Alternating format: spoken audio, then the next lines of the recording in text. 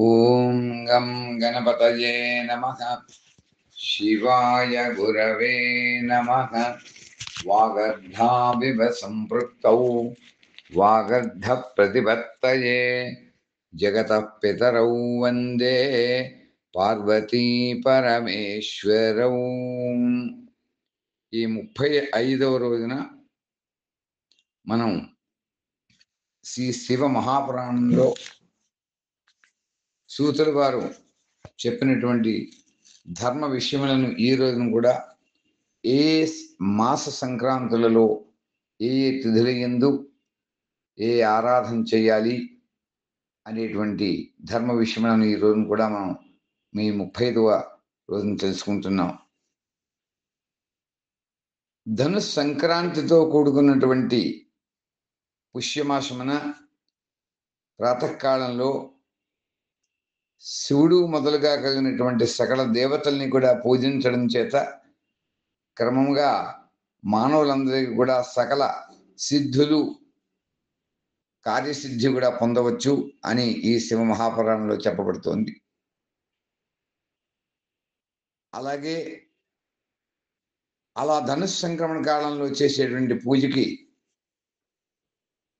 అగహని అంటే రాజనములను అంటే బియ్యంతో శాల్యనంతో తయారు చేసినటువంటి హవిష్య యొక్క నైవేద్యం ఉత్తమంగా చెప్పబడింది. ఇలాగే పుష్యమాసంలో రకరకములైనటువంటి అన్నముల యొక్క నైవేద్యం కనుక శివ మహాదేవునికి అలాగే అందరి దేవతలకి సకల దేవతలకి కూడా నైవేద్యం సమర్పించడం చేత చాలా ప్రసిద్ధిగా చెప్పారు. అలాగే మార్గశిర మాసంలో కేవలం అన్నదానం చేసినటువంటి మానవులకు సకల అభీష్టములు కూడా సిద్ధిస్తాయని కూడా ఈ శివ మహాపురాణంలో చెప్పబడింది.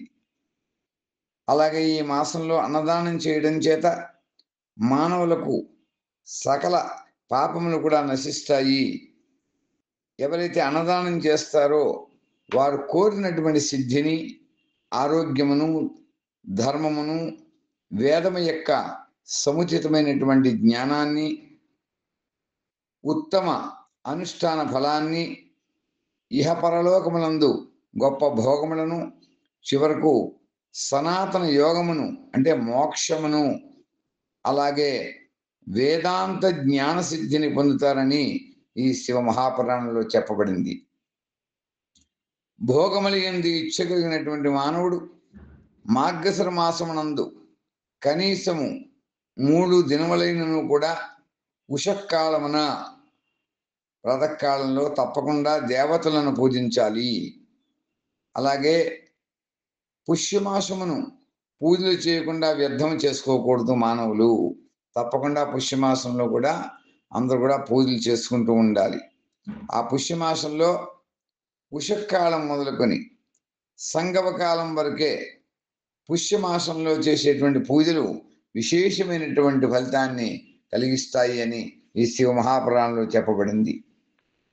పుష్యమాసంలో ఉండేటువంటి 30 రోజులు కూడా జితేంద్రియుడు నిరాహారుడు అయి ఏ మానవుడైతే ప్రాతకాలము నుండి కూడా మధ్యాహ్నక సమయం వరకు కూడా వేదమాత అయినటువంటి గాయత్రి యొక్క మహామంత్రాన్ని జపం చేస్తారో తప్పకుండా ఆ జప ఫలితం చాలా ఉత్కృష్టంగా చెప్పబడింది. తప్పకుండా గాయత్రిని జపించాలని శివ మహాపురాణంలో చెప్పబడింది.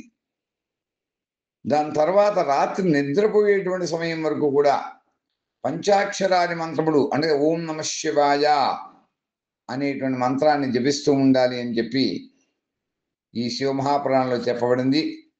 అలా చేసేటువంటి బ్రాహ్మణుడు కానీ ఏ మానవుడైనా కూడా జ్ఞానమును పొంది ఈ శరీరమును విడిచిన తర్వాత మోక్షమును పొందుతారు అని చెప్పారు. ద్విజులు కానీ లేక మరి ఎవరైనా స్త్రీ పురుషులు 3 కాలముల యందు కూడా స్నానములు చేసి పంచాక్షరి మంత్రమును ఓం నమః శివాయ అనేటువంటి మంత్రమును నిరంతరం కూడా జపించడం వలన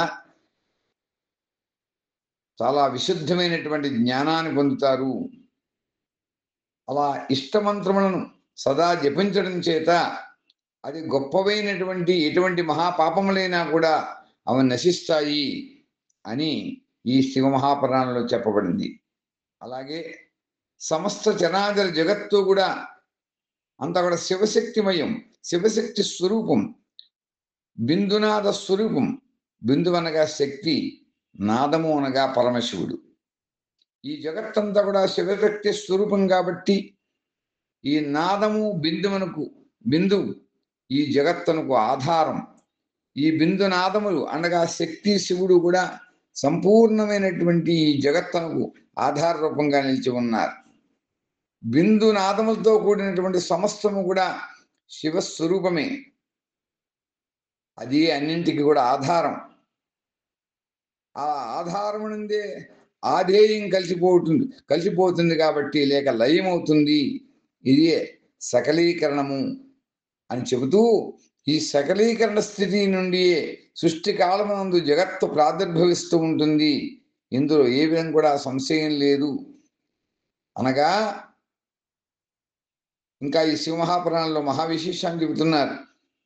శివలింగము బిందునాద స్వరూపం కనుక దాన్ని జగత్తునకు కారణము అని చెబుతారు. బిందువు, నాదము, శివుడు ఈ రెండింటి యొక్క సంయుక్త రూపమే శివలింగము అని చెప్పబడుతుంది. కనుక జన్మ మరణముల నుండి ముక్తిని పొందడం కోసం శివలింగారాధన తప్పకుండా చేయాలి, శివలింగమును తప్పకుండా పూజించాలి అని ఈ శివ మహాపురాణంలో చెప్పబడింది. బిందు రూపమైనటువంటి తల్లి ఉమాదేవి మనందరికీ కూడా విశ్వమాత. ఆ నాదస్వరూపుడైనటువంటి భగవంతుడికి శివుడు తండ్రి. అందుకనే వాగర్ధామివ సంపృక్తౌ వాగర్ధ ప్రతిపత్తయే జగతః పితరౌ వందే పార్వతీ పరమేశ్వరౌ అని మనం ప్రార్థన చేస్తాం.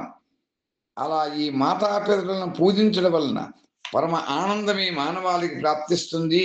కనుక పరమానంద ప్రయోజనం పొందడం కోసం శివలింగమును విశేషముగా నాదబిందు రూపంగా శివశక్తి స్వరూపంగా విశ్వమాత విశ్వ పరమేశ్వరుడైనటువంటి మనందరికీ కూడా తండ్రి అయినటువంటి వాడు. అలా మాతాపితల కింద ప్రకృతి పురుషుల కింద మనందరం కూడా ఆరాధన చెయ్యాలి అని చెప్పబడుతూ ఉన్నది. ఆ దేవి అయినటువంటి ఉమ, ఆ జగన్మాత జగత్తంతరకు కూడా తల్లి. భగవంతుడైనటువంటి శివుడు ఈ జగత్తంతరికి కూడా తండ్రి. వీరికి సేవ చేయటం వల్ల పుత్రుని మీద ఆ తల్లిదండ్రులు ఇద్దరికీ కూడా కృప నిత్యము కూడా అధికారంగా పెరుగుతూ ఉంటుంది. మనం ఎలా అయితే తల్లిదండ్రులకు పూజ చేసి వారి యొక్క మెప్పును పొంది వారికి అనుగ్రహాన్ని కృపకి పాత్రలు అవుతూ ఉంటామో, అలాగే ఈ విశ్వమునకు మాతాపితరులైనటువంటి పార్వతీ పరమేశ్వరుల యొక్క ఆరాధన ఎవరైతే చేస్తూ ఉంటారో వారికి అధికంగా వారి యొక్క కృప మన మీద అందరూ కూడా నిత్యము కూడా మనకి పెరుగుతూ ఉంటుంది అని చెప్పారు. ఇలా పూజ చేసేటువంటి వారిని కరుణించి అతనికి తమ ఆంతరిక ఐశ్వర్యం ప్రసాదిస్తారు వారు. కనుక సూతులు వారు చెబుతున్నారు, మునీశ్వరులారా, ఆంతరిక ఆనందం కొరకు శివలింగమును తల్లిదండ్రుల యొక్క స్వరూపంగా భావించి పూజించాలి. భర్గుడు అనగా శివుడు పురుష రూపం, భర్గా అనగా శివ అన్నా కూడా శక్తి, ఆ ప్రకృతి అని చెప్పబడుతుంది. ఈ ప్రకృతి పురుషులను అవ్యక్త ఆంతరిక అధిష్టాన గర్భమును పురుషుడు అంటారు. బాగా వ్యక్తమయ్యేటువంటి ఆంతరిక అధిష్టాన భూత గర్భమును ప్రకృతి అంటారు. అలాగా పురుషుడు ఆది గర్భము, అతడు ప్రకృతి రూప యొక్క గర్భంతో కూడి ఉండడం చేత గర్భవాన్, గర్భము కలిగిన వాడు అవుతాడు. అతడే ప్రకృతికి అందరికీ కూడా, ఈ విశ్వ మానవాళి అందరికీ కూడా ప్రకృతికి జనకుడు, జన్మనిచ్చినటువంటి వాడు. ప్రకృతి యందు పురుషుడు సంయోగం చెందుతాడు కాబట్టి ఆ పురుషుడితోటే దాన్ని మొదటి జన్మ అని చెప్పబడుతుంది. అవ్యక్త అయినటువంటి ప్రకృతి నుండి మహత్తత్వాదిక్రమంతో జగత్తంతో కూడా వ్యక్తమవుతూ ఉంటుంది. ఇదే ఆ ప్రకృతి యొక్క రెండవ జన్మ అవుతుంది. అలాగే జీవుడు పురుషుడి నుండి మాటి మాటికి జన్మిస్తూ ఉంటాడు, మరణిస్తూ ఉంటాడు. మాయ ద్వారా మరి యొక్క రూపంగా ప్రకటింపబడుతూ ఉంటాడు. అతని యొక్క జన్మగా అది భావించబడుతుంది. అలాగే పుట్టినప్పటి నుండి కూడా జీవుని యొక్క శరీరం, మనందరిది కూడా మానవాళి యొక్క శరీరం, జీవుని యొక్క శరీరం 6 భావ వికారములతో జీర్ణమవుతూ ఉంటుంది. కనుక దాన్ని జీవుడు అనేటువంటి నామం ఇవ్వబడింది. జన్మించిన వాడు వివిధ బంధములలో చిక్కుకుని ఒత్తిళ్ళకి, బంధమునకు లోనవుతూ ఉంటాడు. అలా ఎవరైతే అవుతూ ఉంటాడో అతని పేరు జీవుడు. జన్మము మరియు బంధముకే జీవశబ్దములకు అర్థము అని చెబుతారు. కనుక జనన మరణ రూప బంధ విముక్తి కొరకు జన్మకు అధిష్టానభూతమైనటువంటి మాతృపితృ స్వరూపమైనటువంటి శివలింగమును మనందరము కూడా ఆరాధన చేసి పూజించాలని చెప్పుకుంటూ ఈ రోజున స్వస్తి చెప్పుకుంటున్నాం. శివలింగం యొక్క విశేషమైనటువంటి ఆరాధన ఫలితములు ఈ రోజున చెప్పడం జరిగింది. అలా లింగ స్వరూపం యొక్క వైజ్ఞానిక స్వరూప వివేచనం కూడా మనకి ఈ రోజున మనం తెలుసుకున్నాం. ప్రకృతి పురుషుల యొక్క ఆరాధన యొక్క ఫలితాన్ని కూడా మనం ఈ రోజున మనం తెలుసుకున్నామని తెలియజేస్తూ స్వస్తి చెప్పుకుంటున్నాం. ఓం స్వస్తి ప్రజాభ్య పరిపాలయంతాం న్యాయేన మార్గేణ మహిం మహిషాః గోబ్రాహ్మణేభ్యః శుభమస్తు నిత్యం. లోకాః సమస్తాః సుఖినో భవంతు. ఓం స్వస్తి ఓం స్వస్తి ఓం స్వస్తి.